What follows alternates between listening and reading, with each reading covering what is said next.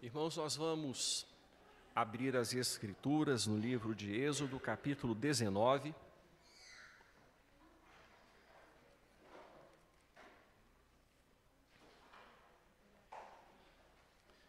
Dentro da proposta que temos seguido, nós temos um grande desafio e vamos procurar cumpri-lo, nos atendo ao tempo que nos é conferido. É sempre um desafio, nem sempre eu consigo, mas a gente vai se esforçar, para que a gente consiga. É claro que não vamos entrar em minúcias do texto, nós temos aqui a finalidade, nesta manhã, o objetivo de falar sobre a lei do Senhor, o prefácio da lei do Senhor, como resumida nos 10 mandamentos e os 4 primeiros mandamentos. Há alguns pontos assim de interpretação com relação às tábuas da lei. Há pelo menos 2 que eu gostaria aqui de compartilhar com os irmãos, que são as 2 maiores possibilidades. Uma delas é que Deus tenha, ao dar a Moisés as tábuas da aliança, as tábuas da lei, tenha dado 2 tábuas, as 2 tábuas, conforme o texto bíblico nos diz, uma como que fosse a parte dele no contrato, e a outra como se fosse a parte humana, a parte do povo de Israel no contrato. Um contrato com 2 vias, assim como costumamos fazer. Um contrato com 2 vias, uma fica com uma parte, outra fica com outra parte. E em cada tábua, os 10 mandamentos escritos pelo dedo do próprio Deus. Então, esta é uma possibilidade. A outra possibilidade é que Deus tenha feito da seguinte forma: nos 10 mandamentos, uma primeira tábua com os 4 primeiros mandamentos e a segunda tábua com os outros 6 mandamentos. E esta divisão, que é uma divisão que é defendida pelo reformador, teólogo João Calvino, seguiria o seguinte critério: os 4 primeiros mandamentos, mandamentos referentes a Deus. E os outros 6 mandamentos, mandamentos referentes ao próximo. Não terás outros deuses diante de mim, não farás para ti imagem de escultura, não tomarás o nome do Senhor teu Deus em vão, lembra-te do dia de sábado para o santificares. Então, os 4 primeiros mandamentos referindo-se a Deus, referentes ao Senhor. E os outros 6 mandamentos, honrar pai e mãe, não roubar, não adulterar, não dizer falso testemunho, não cobiçar, enfim, os outros 6 mandamentos referindo-se ao próximo. Então, 2 tábuas nesse sentido. Há essas 2 formas de ver. Os irmãos fiquem à vontade para acharem, para escolherem assim a sua posição. Eu, tendo em vista o fato de ter estudado desde mais novo acerca desta posição de Calvino, eu acho essa posição de Calvino assim interessante, os 10 mandamentos divididos assim em 2 tábuas, tendo em vista também a forma como o Senhor Jesus Cristo resume os 10 mandamentos no Novo Testamento, quando ele fala que o resumo da lei é amar a Deus sobre todas as coisas e amar ao próximo como a nós mesmos. Nós vamos, então, observar a introdução da lei, conforme colocada em Êxodo 19, o prefácio da lei, e depois os 4 primeiros mandamentos. Eu quero que você, então, acompanhe silenciosamente a leitura em sua Bíblia, do texto que se encontra em Êxodo 19, versículos 1 a 9. E a palavra de Deus vai nos mostrar que já havia um tempo que o povo havia saído do Egito. Eles não foram imediatamente para a terra de Canaã. Deus os estava preparando para esse objetivo. Deus não tinha pressa. O povo havia ficado 430 anos no Egito. Não era para que eles corressem e fossem imediatamente à terra de Canaã. Deus queria prepará-los para assumir a sua herança, tomar posse de sua herança. É claro que esse preparo não duraria 40 anos. Os 40 anos foi por causa da desobediência posterior do povo.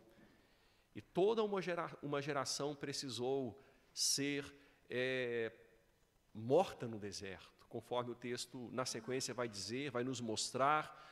Foi um juízo de Deus muito severo sobre toda uma geração que descreu, que não confiou, que não teve fé. Essa geração passou. As crianças que saíram do Egito cresceram, e foram elas que assumiram a herança, tomaram posse da herança.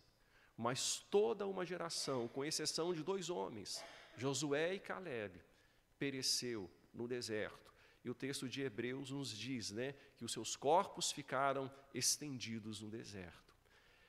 Aqui no capítulo 19, versículos 1 a 9, nós lemos: no 3º mês da saída dos filhos de Israel da terra do Egito, no 1º dia desse mês, 2 meses haviam se passado, vieram ao deserto do Sinai.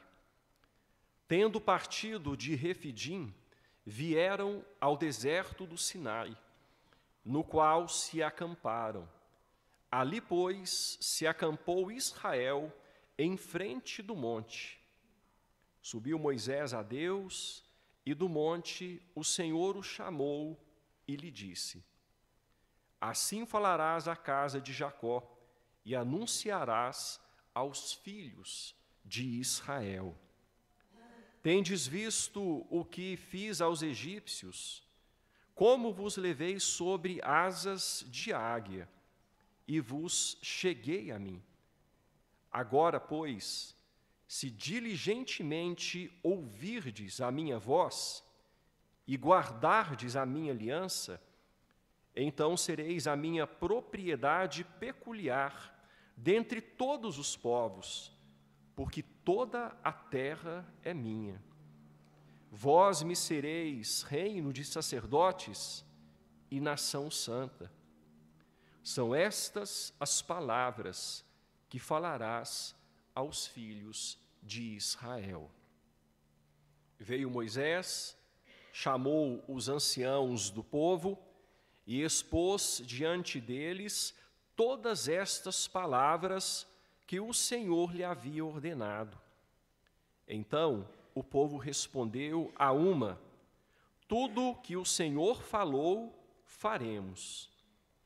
E Moisés relatou ao Senhor as palavras do povo.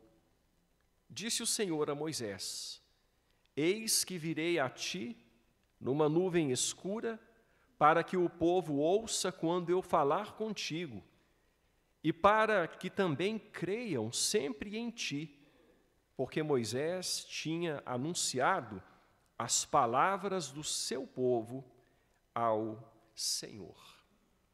Amém. Irmãos, aqui então o prefácio da lei, chamado também por alguns comentaristas de prefácio de amor, porque a gente vê toda uma roupagem, um revestimento de amor por trás dessas palavras. A forma como Deus se dirige ao seu povo.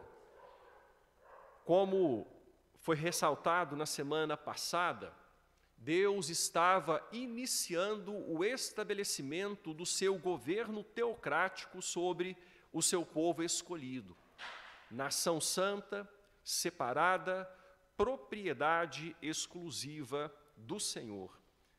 Deus estava avançando em seu plano de cumprir as promessas feitas a Abraão: farei de ti uma grande nação.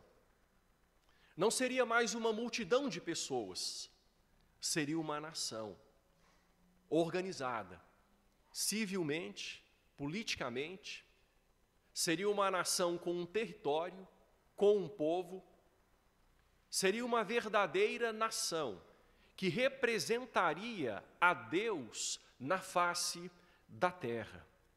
Moisés continua como agente mediador, servindo aos propósitos de Deus em estabelecer o seu reino. Se você observar no versículo de número 3, você vai perceber claramente isso. Na verdade, isso está claro em todo o texto que foi lido, que Deus chamava Moisés e falava com Moisés, e Moisés deveria então transmitir as palavras ao povo. Como agente mediador, ele recebia de Deus e ele compartilhava com o povo aquilo que ele havia recebido de Deus. Deus falou a Moisés, ao chamá-lo, o que ele fez, o que ele espera e o que ele iria fazer daquele povo. Vejam só, quando a gente prossegue do versículo de número 4, ele introduz dizendo o seguinte: tendes visto o que fiz.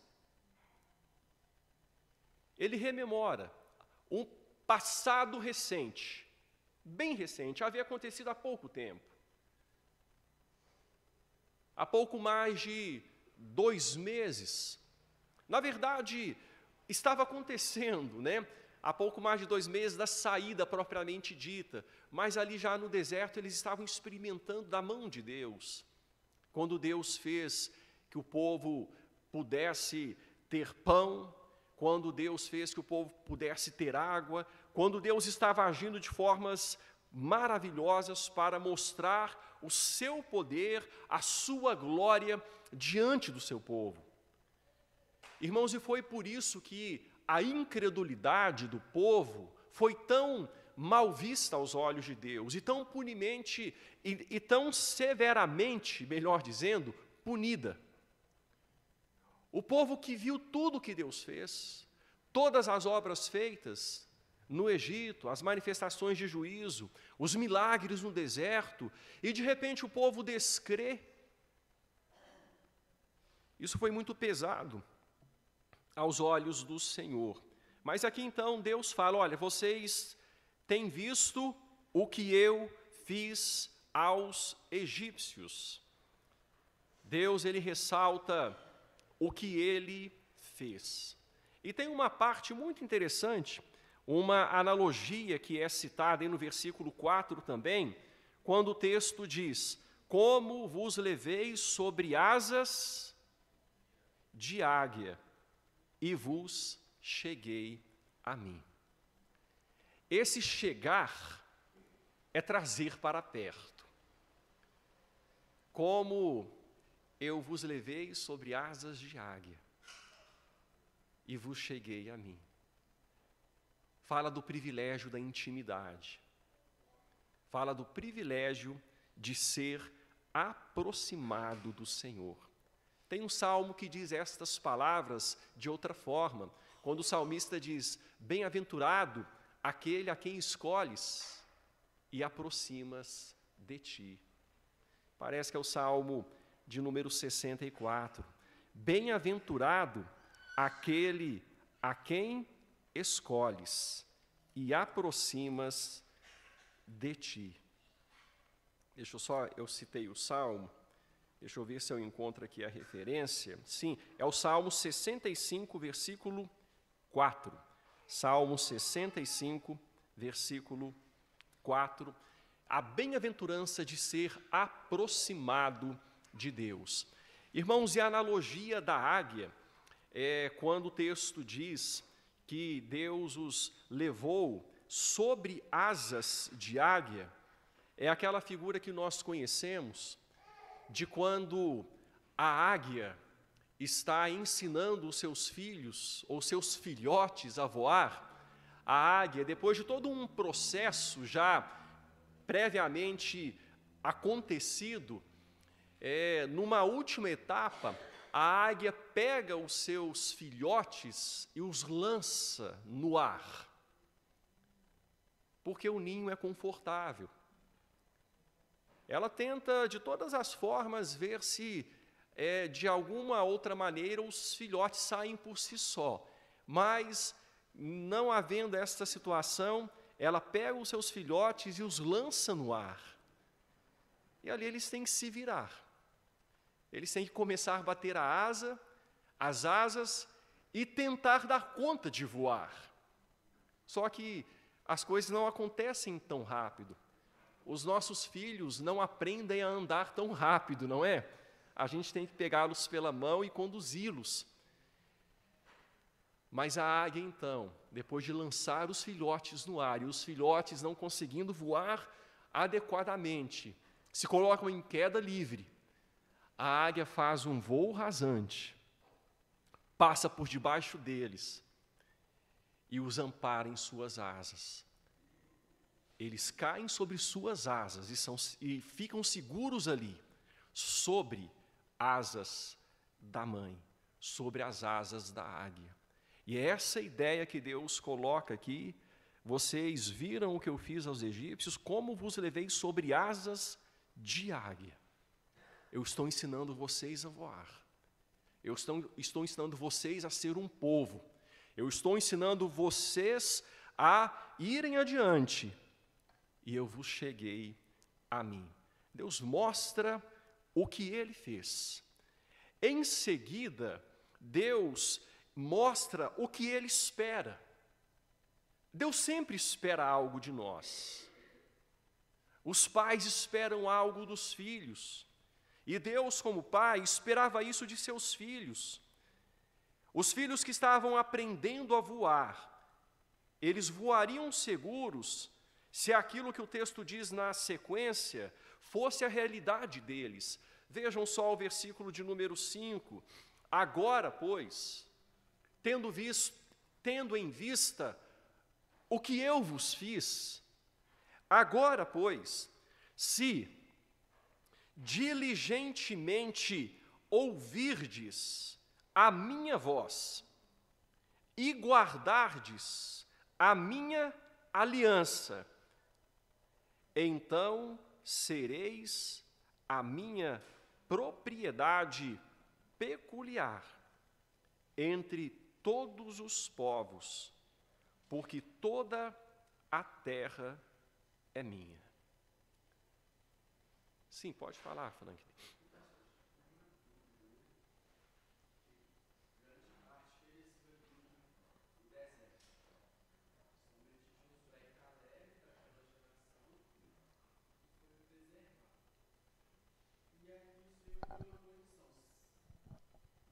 Vou repetir que em casa não dá para... Pode ficar à vontade.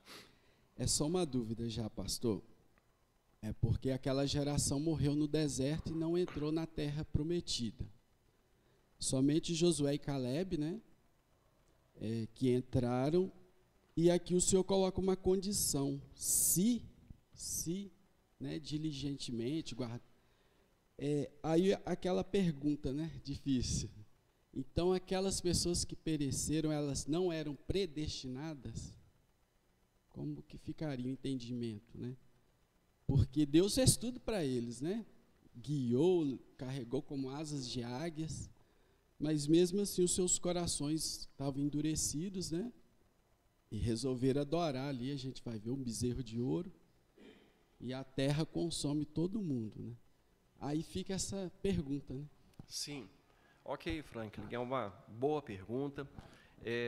Nós temos que fazer a distinção aqui entre duas situações dentro das quais Deus lida conosco. Uma delas tem a ver com bênçãos terrenas, outras têm a ver com bênçãos eternas. Umas têm a ver com bênçãos materiais, outras com bênçãos espirituais. Quando Deus nos chama para si e nos torna seu povo, nós nos tornamos de fato seu povo. É claro que dentro do povo de Deus existe o joio misturado ao trigo. Correto, irmãos?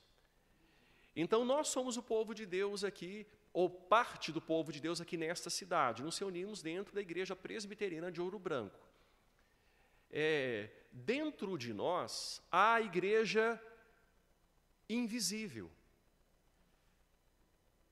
Nós aqui somos a igreja visível. Nem sempre a igreja visível corresponde à igreja invisível no seu todo. Correto, Franklin? Então, dentro daquele grupo de homens que saíram do Egito, 600 mil homens a pé, fora mulheres e crianças, sem contar o populacho. A Bíblia vai dizer isso, o populacho foi um povo que se agregou ao povo de Israel quando o povo de Israel saiu do Egito. Egípcios, povos de outras nações que viviam no Egito, que viram o poder de Deus e quiseram seguir o povo de Israel. Então, houve um grande número que saiu do Egito. Dentro desse povo, havia o povo salvo e havia o povo não salvo, mas dentro do povo de Deus, o povo visível. Havia a igreja visível ali, mas dentro da visível, a invisível. Correto, gente? Dentro deste povo que saiu, houve o pecado, e o pecado foi quase que generalizado ali. O pecado, Franklin e demais irmãos, não nos faz perder o status de filhos de Deus, mas nos faz perder bênçãos terrenas. Nós sofremos por causa do pecado e perdemos bênçãos terrenas. E por causa disso eles ficaram estendidos no deserto. Eles não entraram na terra de Canaã.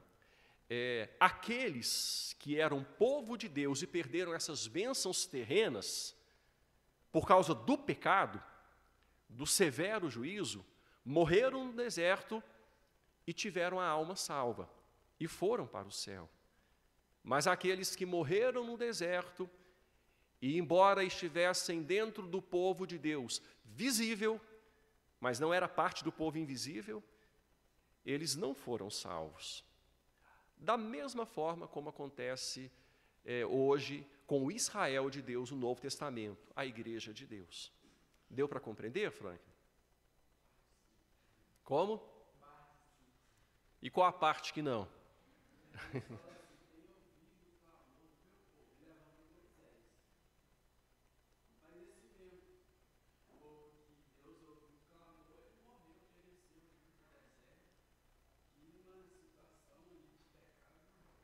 Acontecerá comigo se eu pecar contra Deus e Deus às vezes me punir. O texto bíblico é muito claro quando fala que Deus, Ele perdoa o pecado, a transgressão, a iniquidade, mas não inocenta o culpado. Eu sou Deus Todo-Poderoso, longânimo, assaz benigno, que perdoa o pecado, a iniquidade, mas não inocenta o culpado. Então, Deus, ele pesa a mão principalmente sobre aqueles que conhecem a sua palavra e não a cumprem. É por isso que ele fala aqui no prefácio da lei: eu vos conduzi com asas de águia, sobre asas de águia. Agora, olha, se vocês guardarem a minha aliança, vocês serão minha propriedade peculiar dentre todos os povos. Toda a terra é minha. Não são só vocês. Naquela época, o povo de Israel, havia os moabitas, os amonitas, havia os egípcios. E vocês sabem que tinha povo de Deus dentro desses povos também, gente que se convertia, que de alguma forma tinha um contato com a palavra de Deus e se convertia. Havia povos estrangeiros, pessoas que se convertiam, mas o povo peculiar de Deus, que manifestaria a glória dele nessa terra, seria o povo de Israel. E foi o povo de Israel, como hoje é a igreja. Há escândalos na igreja? Como há, infelizmente. Mas isso desqualifica a igreja de ser igreja de Cristo? A igreja continua sendo igreja de Cristo.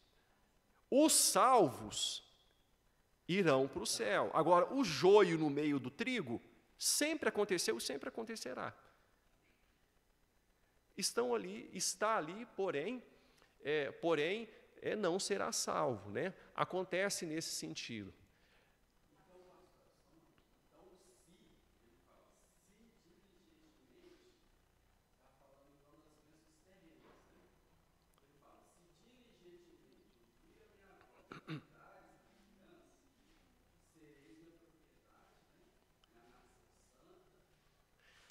Se vocês fizerem isso,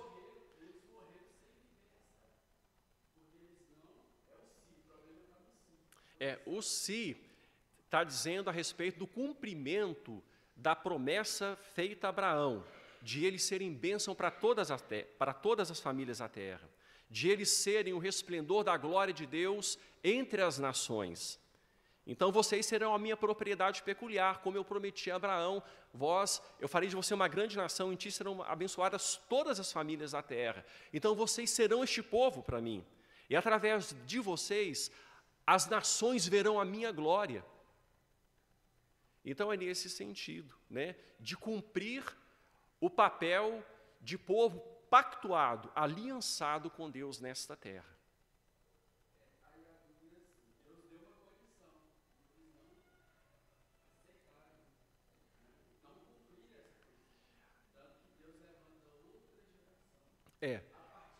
Mas Deus não levantou outro povo, é o mesmo povo. Esse é o ponto, é o mesmo povo.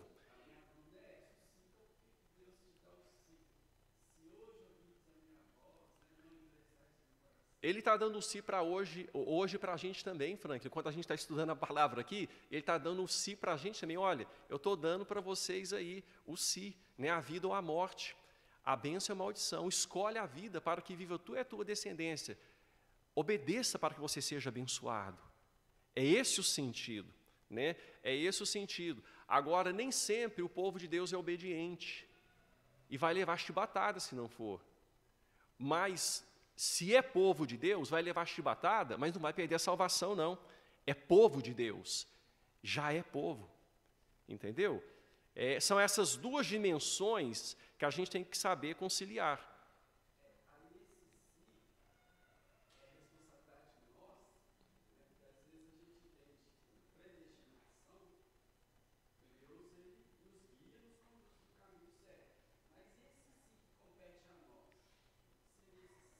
Nós somos predestinados, aos que de antemão conheceu, a este também predestinou.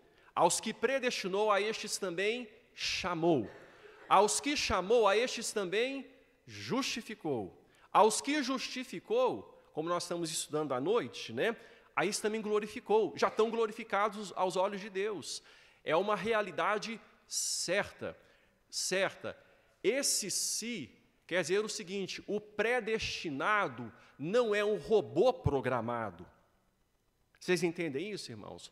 O predestinado não é um robô programado. Deus não programa todos os meus passos. Ele me dá a liberdade de fazer escolhas na minha vida. A escolha é real. Senão a Bíblia não seria uma palavra tão relevante quanto é. Nós precisamos, dia após dia, escolher a obediência. Como filhos de Deus que somos, nós não escolhemos a salvação. A salvação é soberania de Deus. Ele concede a salvação àqueles que de antemão Ele conheceu. Mas a santificação é responsabilidade nossa, é uma obra sinérgica. A justificação, o conhecimento eterno, a predestinação, a justificação são obras monergéticas, vamos dizer assim.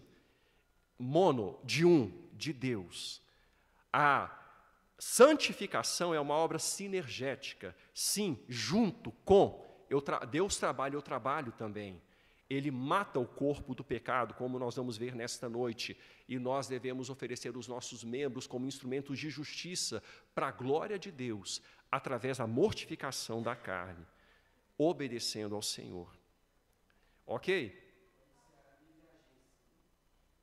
Sim. Sim. A questão do livre-arbítrio aí está ligada à salvação. Certo, gente? Só primeiro ali, Renata, que a Alessandra havia pedido a palavra antes, e depois eu passo para você. Eu só pensei também que, por exemplo, Moisés também não entrou na Terra Prometida e a gente não duvida que ele tenha sido salvo, até porque ele se encontrou com Cristo depois.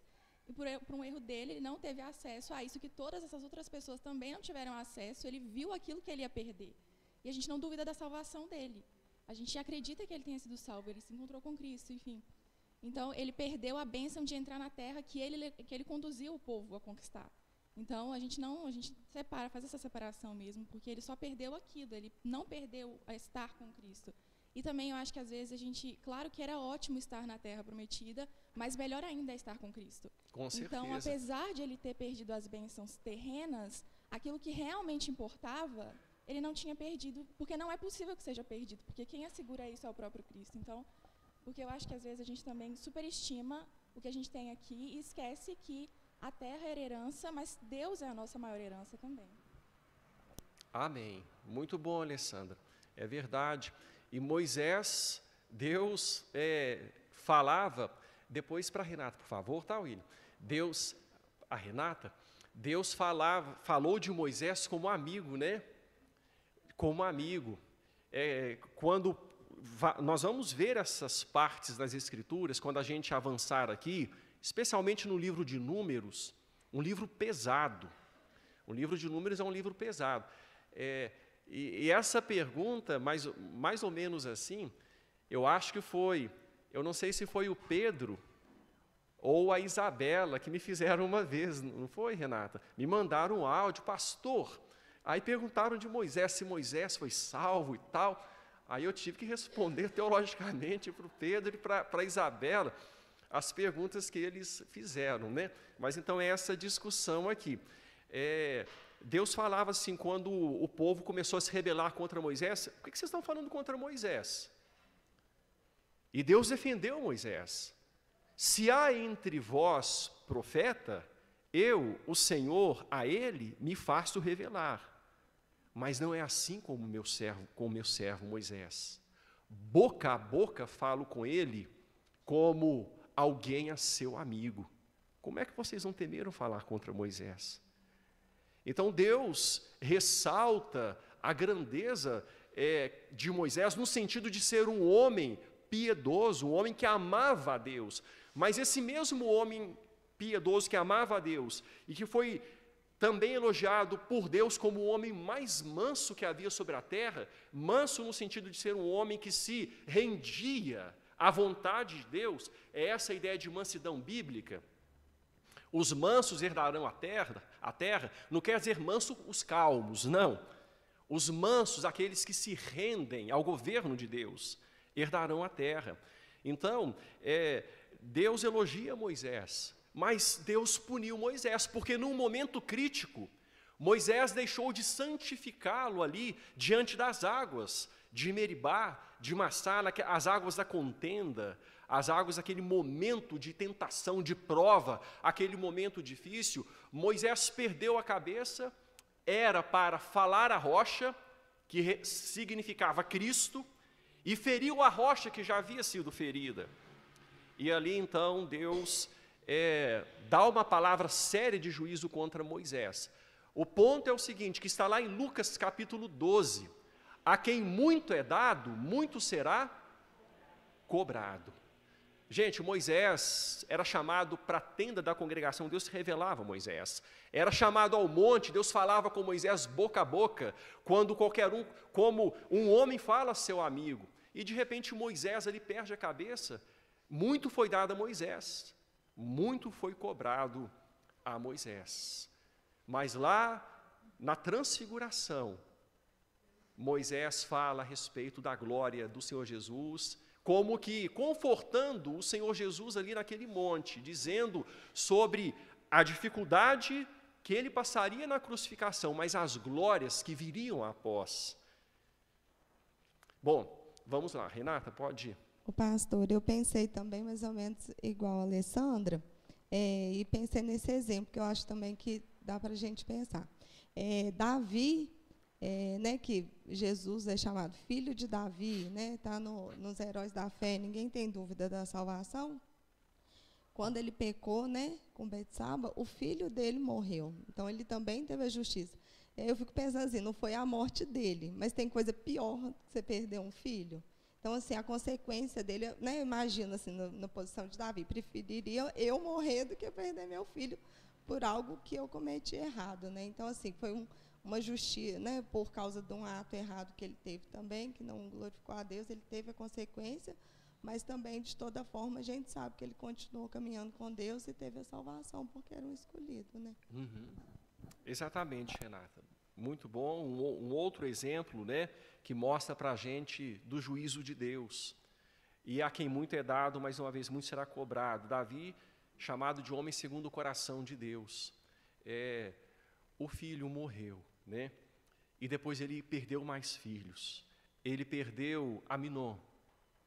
Ele perdeu Absalão.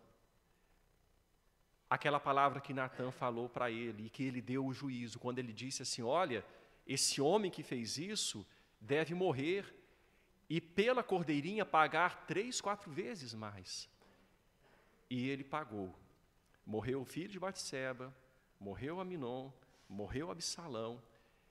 Ele pagou vezes multiplicadas aquilo que ele fez.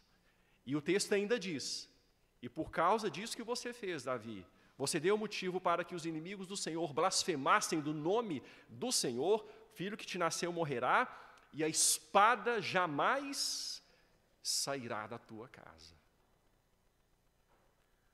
Bem sério, né? É muito bom, irmãos, é uma bênção servirmos a Deus, mas a gente não pode esquecer essa dimensão da responsabilidade que é grande. Certo, irmãos? Então, vamos prosseguindo aqui no prefácio. O texto fala o que Deus fez, né, nós já falamos. O texto prossegue mostrando o que ele esperava do povo, e ele esperava que o povo diligentemente ouvisse a sua voz e guardasse a sua aliança. E, por fim, o texto mostra o que Deus faria. O que Deus faria com este povo. Vocês serão a minha propriedade peculiar dentre todos os povos. A minha glória será manifestada por vocês de forma especial entre todas as nações, porque toda a terra é minha. Vós me sereis reino de sacerdotes e nação santa. Reino de sacerdotes, sacerdotes reais, reis sacerdotais. Vós me sereis reino de sacerdotes e nação santa. São essas as palavras que falarás ao povo de Israel. É o prefácio da lei. Deus, antes de dar a lei, mostra para o povo o porquê da lei. Mostra para o povo os propósitos, os objetivos. Então, irmãos, nós prosseguimos o texto, e o texto vai dizer que veio Moisés, chamou os anciãos, expôs diante deles todas as palavras que o Senhor lhe havia ordenado, e então o povo respondeu a uma: tudo o que o Senhor falou. Talvez o povo poderia, quem sabe, confiar menos aqui na própria carne, né?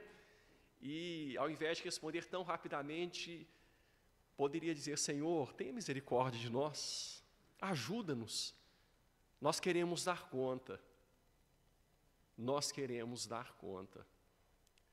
É como um texto que eu li recentemente no livro de Reis, né, que fala lá de Acabe, num momento de guerra contra o Ciro, se eu não estou enganado, que o rei disse o seguinte, o rei inimigo disse: olha, eu vou acabar com vocês e tal, e veio uma palavra de Deus dizendo o seguinte: não se gabe aquele que se cinge, como que vitorioso se descinge.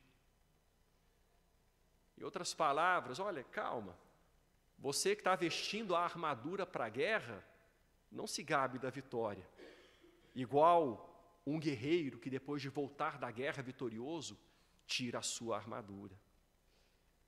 Não se gabe o que se cinge como o que vitorioso se descinge. Então, irmãos, a gente viver para Deus nesta terra é na graça de Deus, não é?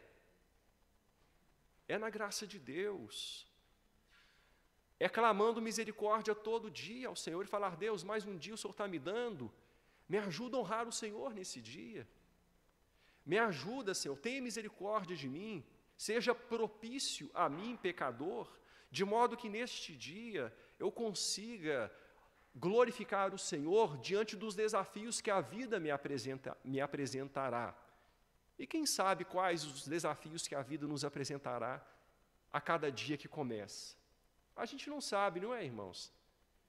Nós somos surpreendidos diariamente por desafios que, às vezes, se não estivermos vigiando e orando, nos desnortearão,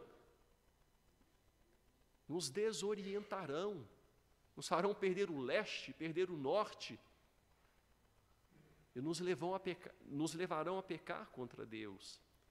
E nós precisamos, então, todo dia, ao acordar, falar: Senhor, o Senhor que renovou a misericórdia sobre mim, que o Senhor me conduza de modo que eu dê conta de te honrar neste dia.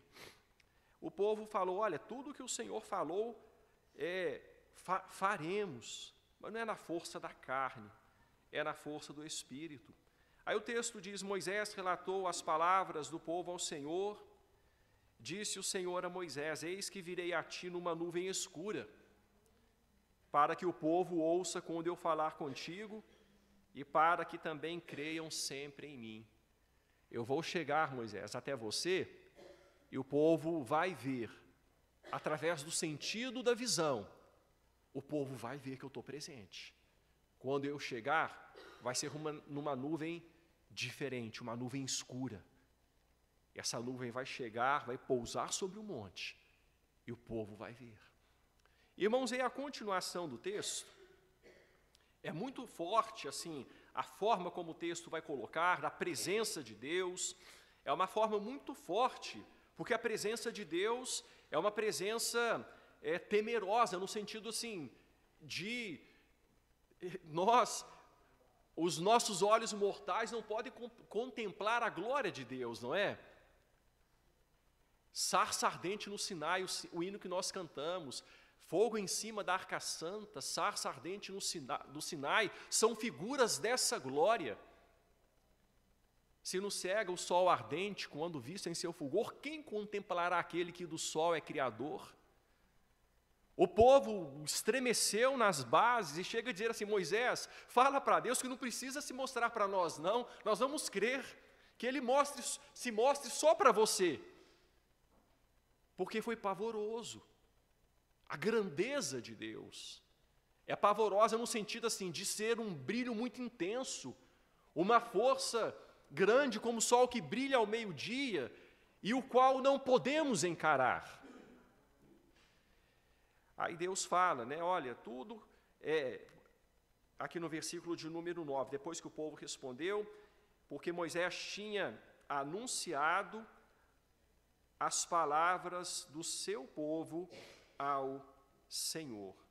Disse o Senhor a Moisés: eis que virei a ti na nuvem escura, para que o povo ouça quando eu falar contigo, e para que também creiam sempre em ti, que você é o meu mediador, o mediador do pacto. Irmãos, então, o que Deus faria? Aqui eu vou pular um conteúdo para que a gente prossiga, e antes de prosseguir, rapidamente, né, eu só queria que vocês fossem no texto que é tão conhecido, mas ele se casa perfeitamente. Aqui é o texto de 1 Pedro, capítulo 2, depois nós vamos voltar para Êxodo. 1 Pedro, capítulo 2, versículos 10 e 11. Veja só, é o mesmo prefácio de amor. É claro que de forma resumida, a gente vai ler apenas parte, não vamos ler o capítulo todo de 1 Pedro, né, o capítulo 2, mas veja só como que Deus fala aqui para o seu povo, através do apóstolo Pedro, mostrando para a gente a equivalência de Israel com a igreja. O mesmo objetivo, alcançar, através da glória de Deus, manifestar a glória de Deus, ser imagem de Deus conforme fomos criados para ser, restaurados agora à glória de Cristo em nós.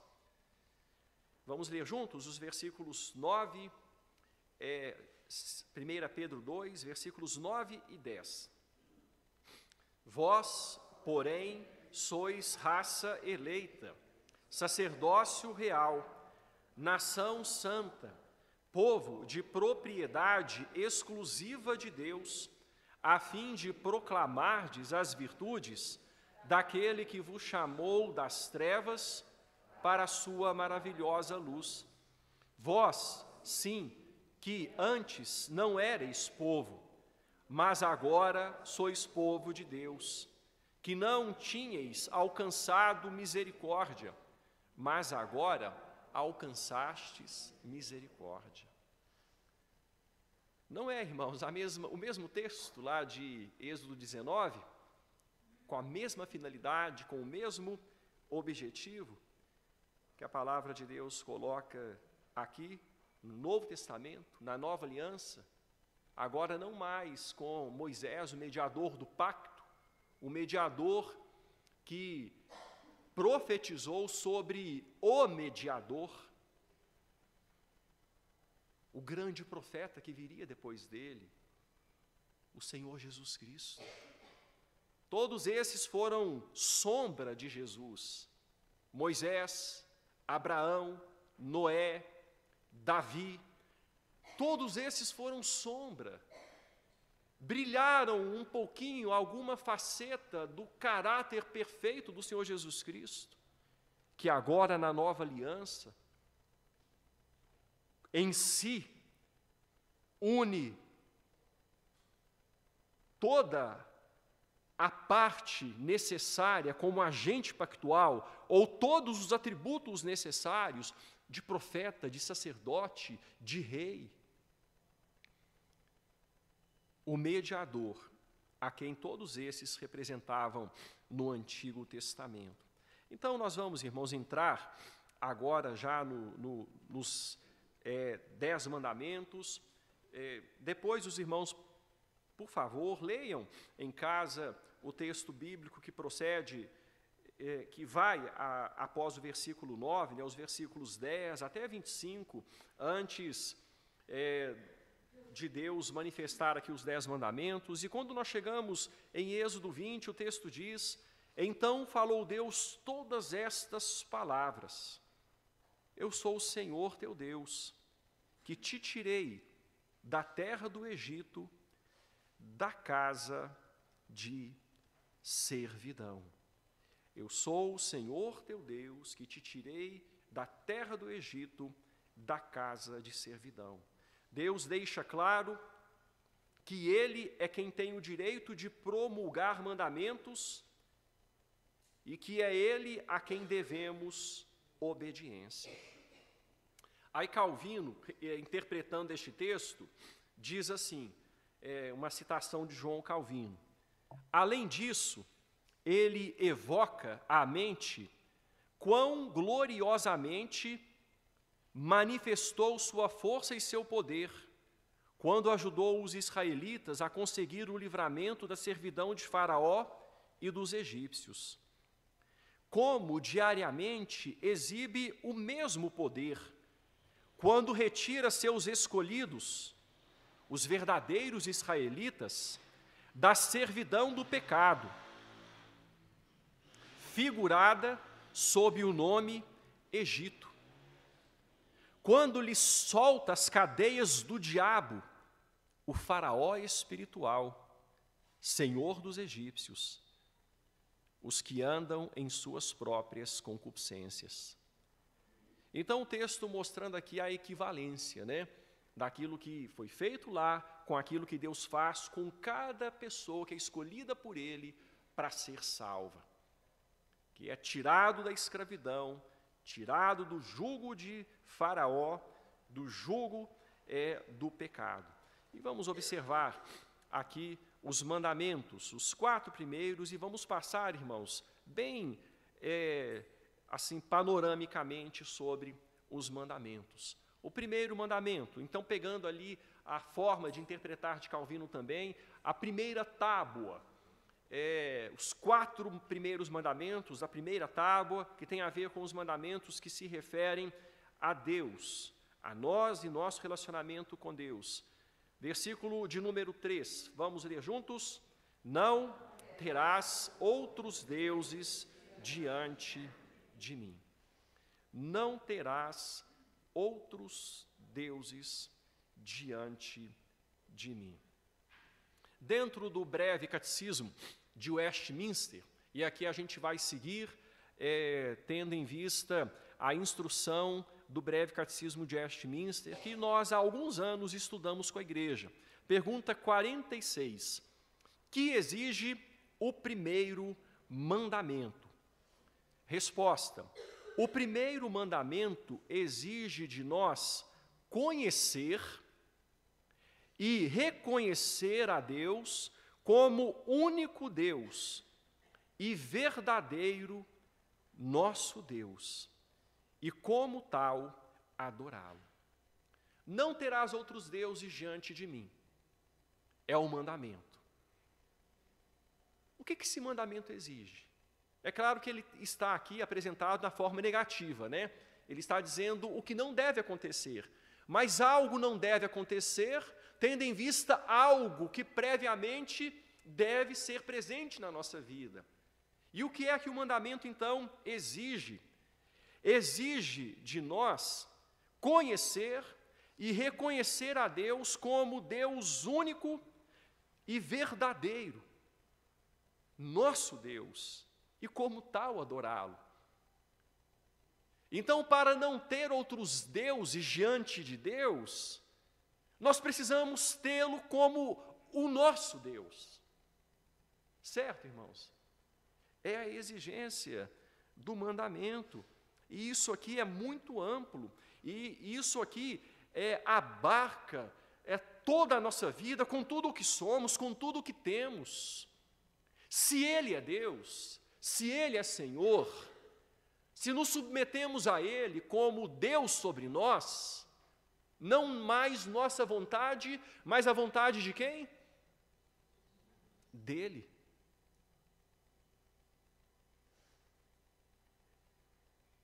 Quando temos Deus como Deus, Ele é a autoridade total, soberana, indiscutível sobre nossa vida. Irmãos, isso é tão sério, tão sério. A pergunta 47, então, do breve catecismo, que proíbe o primeiro mandamento. O primeiro mandamento proíbe negar, deixar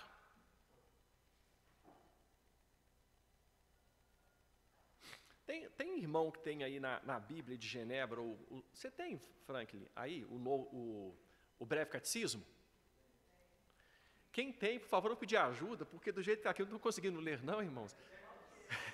47. Sim, pode ler a resposta.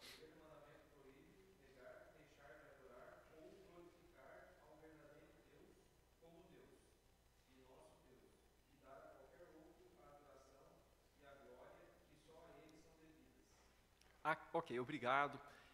Então, gente, o primeiro mandamento exige algo que é ter Deus e proíbe que isso não seja feito. São os termos da aliança, colocados lá em Êxodo 19. Se diligentemente ouvires a minha voz e guardares a minha aliança, começa aqui a vontade de Deus deve ser, de fato, a nossa regra de fé e prática.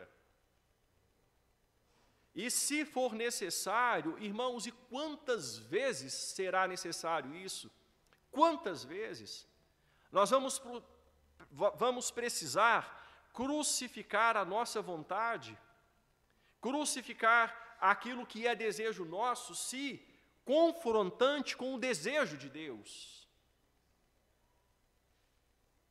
Porque nós não devemos ter outros deuses diante dele. E Deus é quem comanda, é quem dirige, é quem guarda, é a quem devemos obediência. E por fim, a pergunta de número 48 do Breve Catecismo. Alguém pode ler, por favor? Renan, pode ler, por favor, também, Renan, essa pergunta e a resposta.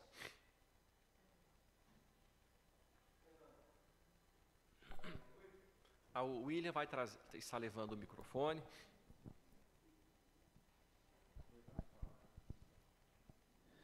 Pergunta 48. O que nos é ensinado, especialmente pelas palavras diante de mim, no primeiro mandamento?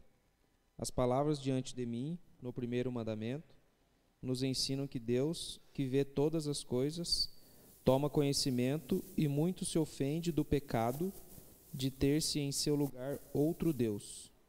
Ok. Amém. Obrigado. Então, irmãos, as palavras diante de mim. Deus que conhece todas as coisas, Ele toma conhecimento e muito se ofende do pecado de ter-se em seu lugar outro Deus. Irmãos, é fácil cumprir o primeiro mandamento? Talvez seja o mais difícil. Talvez seja o mais difícil. Mas é o primeiro e grande mandamento. Eu me arrisco a dizer que se cumprirmos o primeiro mandamento, os outros serão cumpridos de tabela. Por tabela, sabe? Eles serão cumpridos, porque todos os outros são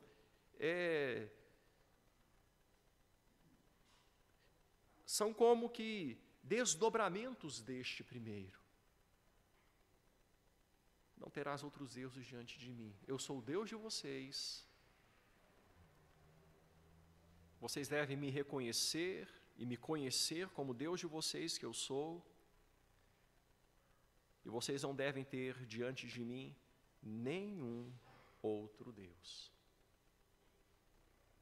Seja a própria vontade, seja um outro Deus com D minúsculo, um outro alguém, seja o que for. E aqui então Deus dá o primeiro mandamento.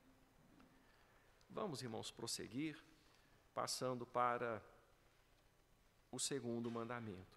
Percebam os irmãos que esses mandamentos estão sendo dados por Deus, e depois a lei de Moisés, a lei moral, e também a lei civil, a lei cerimonial, como foi visto na semana passada. A lei civil é a lei cerimonial, todavia,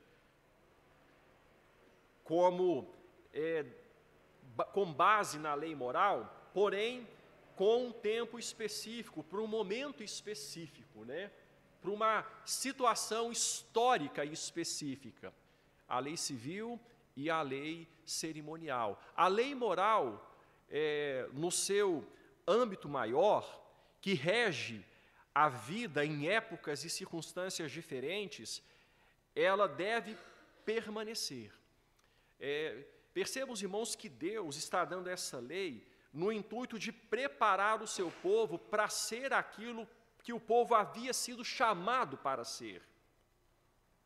O povo seria o povo de Deus como deveria ser, cumprindo essa lei.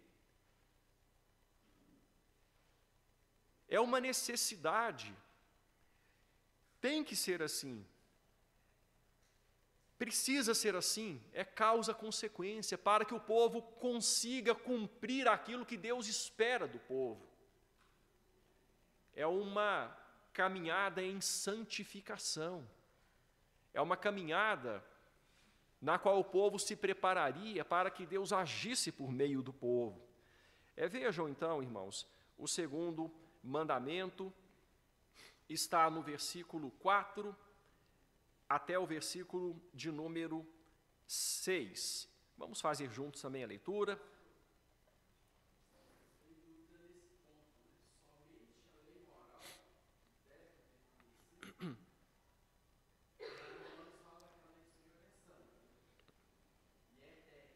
Sim. A lei do Senhor, ela permanece. Completa. Mas deixa eu dar uma explicação. Em dispensações diferentes ou administrações diferentes. Sem derramamento de sangue não há remissão de pecados. Naquela administração, sangue deveria ser derramado, sangue de bodes, de touros, de carneiros, de cordeiros, sangue deveria ser derramado. Tem a ver aqui com cerimônias, a lei cerimonial, que deveria ser cerimônias que deveriam ser feitas naquele tempo. O caráter da lei continua. Sem derramamento de sangue, não há remissão de pecados. Só que o sangue já foi derramado. Eis o Cordeiro de Deus, disse João Batista, que tira o pecado do mundo.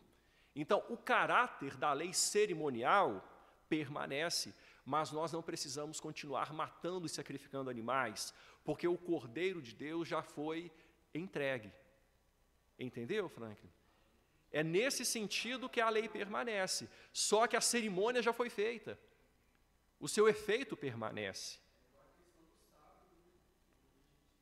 Exatamente.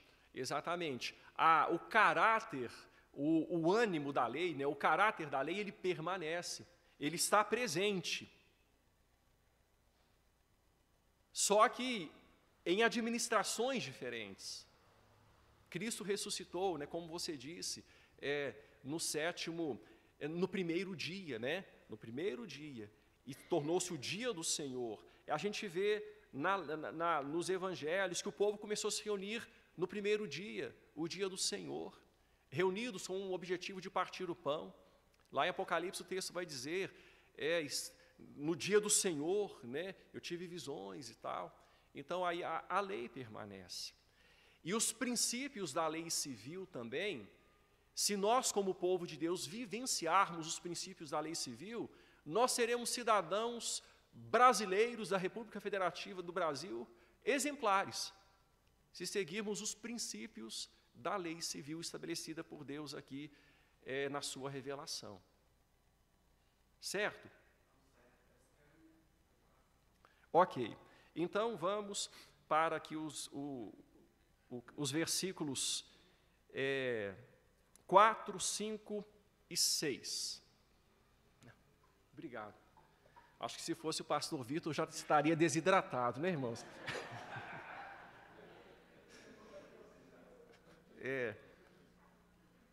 Vamos ler os versículos 4, 5 e 6. Isso. Não farás para ti imagem de escultura, nem semelhança alguma do que há em cima nos céus, nem embaixo na terra, nem nas águas debaixo da terra. Não as adorarás, nem lhes darás culto, porque eu sou o Senhor, teu Deus, Deus zeloso, que visito a iniquidade dos pais nos filhos, até a 3ª e 4ª geração daqueles que me aborrecem, e faço misericórdia até 1000 gerações daqueles que me amam e guardam os meus mandamentos. Então, aqui o segundo mandamento, aí vamos partir para o breve catecismo novamente. A pergunta de número 50. Pergunta de número 50 do breve catecismo. Alguém que tem o breve catecismo gostaria de ler? Espera só um pouquinho que acho que o microfone vai ser trazido. Eu vou ler aqui, pode ser? Então ele lerá agora, em outra oportunidade, o Franklin lê. Que exige o segundo mandamento? O segundo mandamento exige que recebamos, observemos e guardemos puros e inteiros todo o culto e ordenanças religiosas que Deus instituiu na sua palavra.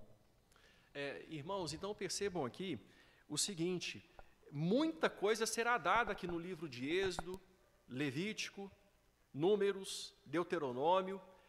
Muita coisa será passada, muita instrução. E o que exige o mandamento? O mandamento vai exigir que nós guardemos, que nós recebamos, cumpramos, guardemos, puros, tudo aquilo que Deus nos revela.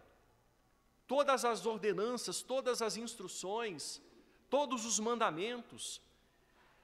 Precisamos aprender, então. Aqui eu me lembro de um texto que está no Novo Testamento, quando o Senhor Jesus Cristo diz o seguinte: aquele que tem os meus mandamentos. Vamos prestar atenção na primeira parte, essa que nós falamos. O texto diz, aquele que tem, no sentido de aquele que recebe, aquele que conhece, aquele que toma como seus, como sua vida, como regra de vida, os meus mandamentos. Aquele que tem os meus mandamentos e os guarda. Você primeiro tem para guardar, não é? A gente precisa receber algo para então obedecer, guardar no sentido de obedecer. Esse é o que me ama. Então, o que o texto está querendo dizer aqui, no segundo mandamento, é isso. Vocês devem vocês devem receber e guardar o culto a mim devido. Se no primeiro texto, no primeiro mandamento, a Bíblia vai nos ensinar que nós não devemos ter outros deuses além do Senhor, o segundo vai dizer, se eu sou Deus, então me sirvam como Deus, me cultuem como Deus. Para isso a gente precisa conhecer a palavra, não precisa, irmãos? A gente precisa ter, e tendo, guardar. Aqui foi lida então a pergunta 50, eu vou pedir que o William leia, por favor, então, a pergunta 51. Que proíbe o segundo mandamento? O segundo mandamento proíbe o adorar a Deus por meio de imagens ou de qualquer outra maneira não prescrita na sua palavra. Pode ler a 52 também. Quais são as razões anexas ao segundo mandamento? As razões anexas ao segundo mandamento são a soberania de Deus sobre nós, a sua propriedade em nós e o zelo que ele tem pelo seu culto. Irmãos, aqui então, o texto vai nos mostrar que nós não devemos adorar a Deus de uma forma diferente da forma revelada. É afronta contra Ele. E o texto fala aqui especificamente de imagens de escultura. Não é nem para fazer, não é assim que o texto diz? Não farás. Não as adorarás, nem lhes darás culto. Não faça e não adore. A gente não deve nem tentar fazer. O tentar fazer já está errado. Adorar é erro sobre erro. E quais que são as razões anexas ao segundo mandamento? A soberania de Deus sobre nós. Ora, se Ele é o nosso Deus, Ele é soberano, e Ele determina o que devemos ou não fazer. A soberania de Deus sobre nós, a sua propriedade em nós. Ele é o nosso dono, é o nosso Senhor. É Ele quem nos resgatou do escravo ou do escravizador, nos tirou de uma situação de escravos e nos resgatou, pagou o nosso resgate. Nós não somos mais escravizados pela morte, por Satanás. A sua propriedade sobre nós e o zelo que Ele tem pelo seu culto. O zelo que Ele tem. E devemos cultuá-lo conforme prescrito nas Escrituras, como vimos, né, num estudo recente, quando falamos sobre a teologia do culto. Certo, irmãos?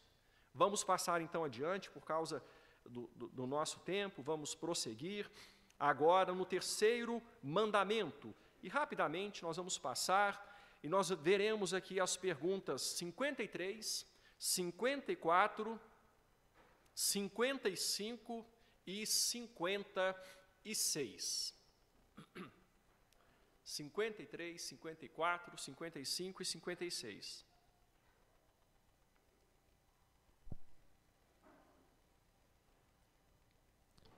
Qual é o terceiro mandamento? O terceiro mandamento é: não tomarás o nome do Senhor teu Deus em vão, porque o Senhor não terá por inocente aquele que tomar em vão o nome do Senhor seu Deus. Pode continuar as perguntas.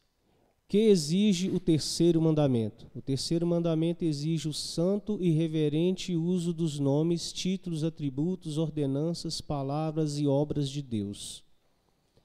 O que proíbe o terceiro mandamento? O terceiro mandamento proíbe toda a profanação ou abuso das coisas por meio das quais Deus se faz conhecer. Qual é a razão anexa ao terceiro mandamento? A razão anexa ao terceiro mandamento é que, embora os transgressores desses mandamentos escapem do castigo dos homens, o Senhor nosso Deus não os deixará escapar do seu justo juízo. Irmãos, o terceiro mandamento está na mesma linha dos dois primeiros, o nosso relacionamento com Deus. Se Ele é o nosso Deus, nós devemos adorá-lo como Ele prescreve. E agora o texto vai trazer mais uma faceta, né, desse relacionamento nosso com Deus. Nós devemos ter aquilo que é próprio de Deus na mais alta conta. Na mais alta conta. Profundo temor e reverência a Deus e tudo que o revela. Seus nomes, seus títulos, seus atributos, ordenanças, palavras, obras, tudo que tem a ver com Deus, a gente precisa ter na mais alta reverência, no mais alto respeito. Zelar pelo nome dEle, honrar o nome dEle, com a nossa vida, com o que nós somos. Jamais, em qualquer momento, tratar Deus de forma leviana, tratar Deus de uma forma desrespeitosa. Ele é esse Deus tão grande, que o povo em Êxodo 19 ali, ficou com medo, ao ver a glória e majestade dele. Ele é esse Deus tão maravilhoso, e a gente precisa respeitá-lo. E o texto traz a razão anexa que Deus não terá por inocente. É uma afirmação. Aquele que tomar o seu nome em vão, aquele que desrespeitá-lo. Elaine, o William vai levar o microfone. Estou com saudade do Daniel hoje. Pastor, por que a Igreja Católica começou a introduzir as imagens? Por que, Elaine? Como que surgiu? Era a igreja cristã, a igreja primitiva?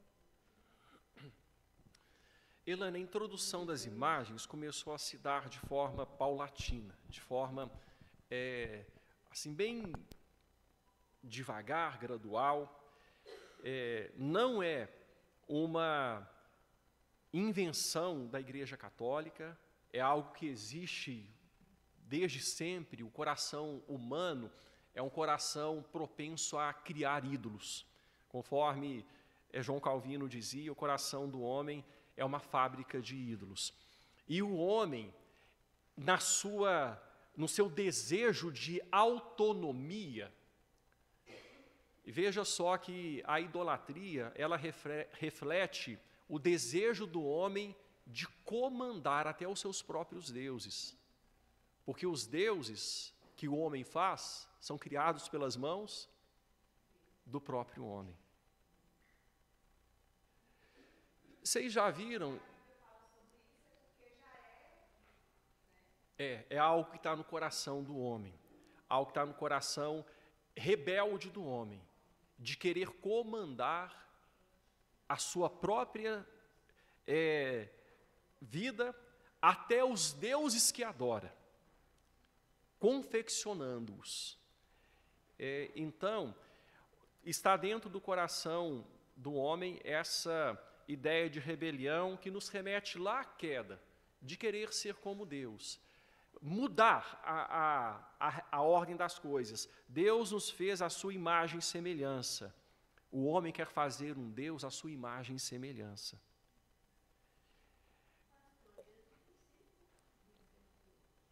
Desde sempre, as civilizações antigas, os homens fazem os totens, né, as representações de divindade, adorar o sol, adorar a lua, adorar as obras da criação.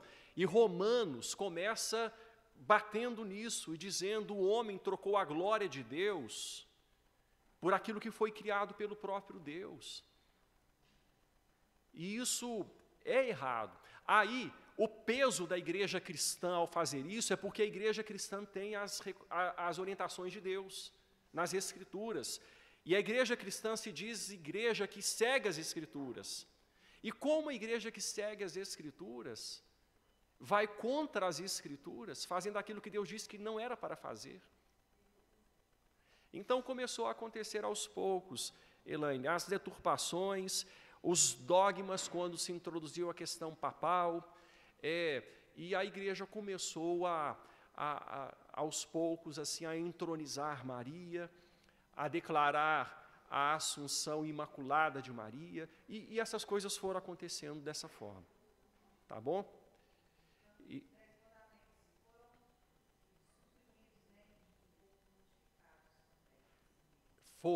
Eles foram como que amputados ali.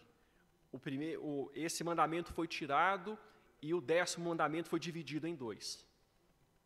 Não cobiçarás, foi dividido em 2 mandamentos para dar 10, para esse aqui ser tirado.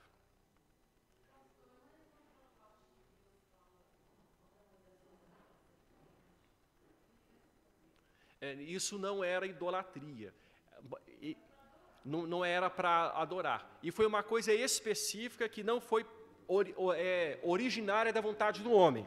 Foi Deus que falou.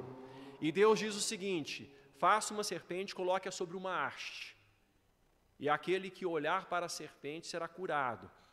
Ali foi uma forma que Deus quis mostrar para aquele povo uma visão de como o povo seria salvo.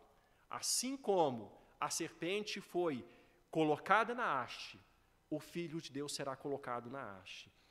Foi uma situação didática, específica, e não partiu do homem. O principal é isso, não partiu do homem. O homem não deve fazer. Se Deus quiser, Deus faz. O homem não. Então, é nesse sentido que está João 3,16. Porque Deus amou o mundo de tal maneira, que tal maneira? Da maneira como a serpente foi colocada na haste. Deus amou o mundo de tal maneira, Ele colocou o seu Filho na haste. Então, esse tal maneira não é advérbio de intensidade, de forma. Ali é o modo. Como? Deus amou de tal maneira, sacrificial, colocou o Filho na haste. Colocou o Filho no madeiro para sacrificá-lo. Então, a lei, gente, a lei aqui é para o homem. Deus pode fazer o que Ele quiser.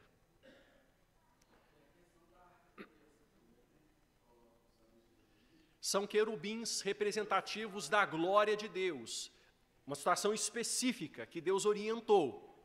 Foi Deus que mandou. Então foi Ele que estava à frente. Tá claro, tá claro. Nada deve partir da iniciativa do homem. Nada. Sim, Carla. Talvez respondendo um pouquinho da Elaine, da pergunta da Elaine, do catolicismo romano, eu posso falar com um pouquinho, né, de experiência, né, Elaine, até os 15 anos. Eles usam esses dois textos, o da serpente e o dos querubins da arca, para falar que Deus deturpam, né? E falam que não, Deus não proíbe de fazer imagens. Ele próprio ordenou por 2 vezes que fizesse, então, por que não se pode fazer mais? Claro que está super entendido aqui no segundo mandamento, mas eles distorceram de maneira que justifique as intenções. Né?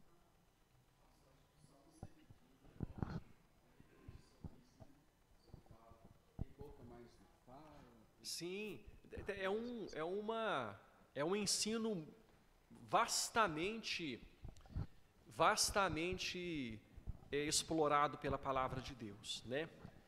Irmãos, tudo para nos ensinar a ser povo de Deus. E eu vou passar adiante para finalizar por causa do tempo, tá? Vamos então rapidamente para o 4º mandamento, perguntas 57 a 60. Perguntas 57 a 60.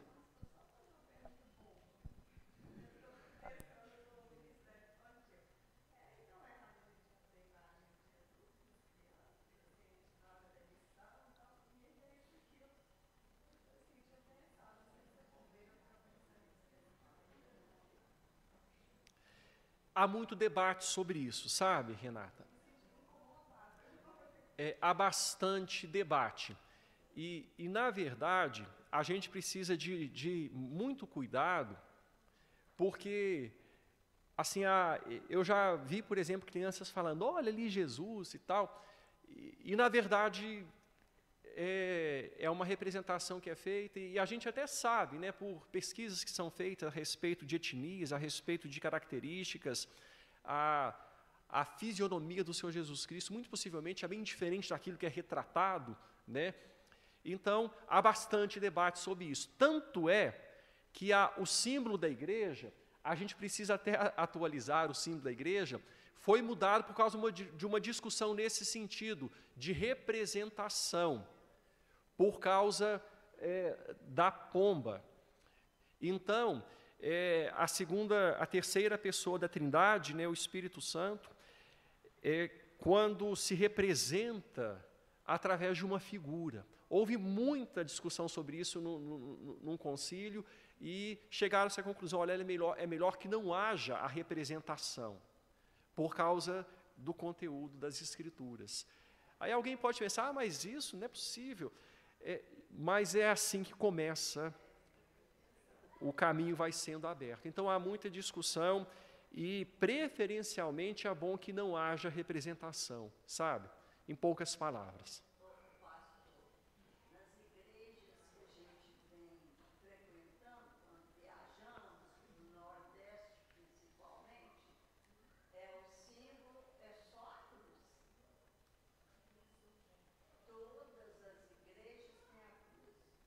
Sim, a cruz vazia, né?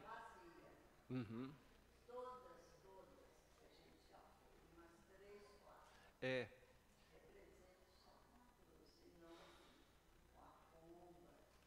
Não é assim, tanto é que o símbolo a gente precisa até mudar, e vamos providenciar isso, se Deus quiser, para atualizar, né? Mas o símbolo da Igreja Presbiteriana do Brasil, a logomarca, né, é a sarça ardente, né, a sarça que não do cristianismo, da Igreja Presbiteriana do Brasil, a sarça que queimava, mas não se consumia, né? Vamos então para as perguntas finais, por favor, peço desculpas aos irmãos, a gente vai finalizar. Qual é o 4º mandamento? O 4º mandamento é: lembra-te de santificar o dia do sábado, trabalharás 6 dias e farás nele tudo o que tens para fazer. O 7º dia, porém, é o sábado do Senhor teu Deus. Não farás nesse dia obra alguma, nem tu, nem teu filho, nem tua filha, nem teu servo, nem a tua serva, nem o teu animal, nem o teu peregrino que vive das tuas portas para dentro, porque o Senhor fez em 6 dias o céu, a terra e o mar, e tudo o que neles há, e descansou no sétimo dia. Por isso o Senhor abençoou o sétimo dia e o santificou. Pode continuar a 58. Que exige o quarto mandamento? O quarto mandamento exige que consagremos a Deus os tempos determinados em sua palavra, particularmente um dia inteiro em cada 7, para que um dia de santo descanso e a ele dedicado. 59? Sim, 59 e 60. Qual dos 7 dias designou Deus para esse descanso semanal? Desde o princípio do mundo até a ressurreição de Cristo, Deus designou o sétimo dia da semana para o descanso semanal. E desde então, o primeiro dia da semana para continuar sempre até o fim do mundo, que é o sábado cristão ou o domingo. De que modo se deve santificar o domingo? Deve-se santificar o domingo com um santo repouso por todo aquele dia, mesmo das ocasiões e recreações temporais que são permitidas nos outros dias, empregando todo o tempo em exercício público e particulares de adoração a Deus, exceto o tempo preciso para que as obras de pura necessidade e misericórdia. Amém. Irmãos, é um mandamento, né, que tem vasta abrangência também. Nós estamos, como eu disse, passando de forma panorâmica, mas mostrando a necessidade, a ordem de Deus. E percebam, os irmãos, eu quero ressaltar este ponto aqui, que para mim é de suma importância. Ele é aqui confirmado em Moisés, mas ele é anterior a Moisés. É um mandamento lá na ordem criacional, desde a criação. Deus deixou como exemplo. Deus sabe disso. Nós, como homens, corremos sério risco de perder o foco. E Deus então estabeleceu, olha, para que isso seja minimizado, semanalmente, um dia deve ser separado para que vocês se voltem para mim. Semanalmente. Vocês devem separar um dia para consagrar esse dia a mim. Pare com as outras coisas. Deixe as outras coisas. Seja trabalho, seja lazer, seja recreação, seja o que for. Tirar atraso, pare as outras coisas. Oriente sua vida em 6 dias. O 7º dia, ou o Shabá, o dia de consagração, de descanso, ele é necessário. Não para mim. Não por causa de mim, mas por causa de vocês. Vocês precisam. E é esse o Deus soberano. É esse o Deus que estava preparando o povo para ser seu povo, para possuir a terra e ser uma nação que faria diferença. Nós vamos orar, irmãos, para finalizar. E permitindo Deus, semana que vem, vamos prosseguir com os próximos mandamentos.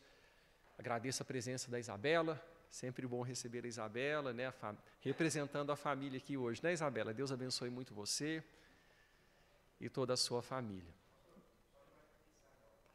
Ok, ensaio do coral, né? Amém. Senhor, obrigado por sua palavra, obrigado por ser o nosso Deus.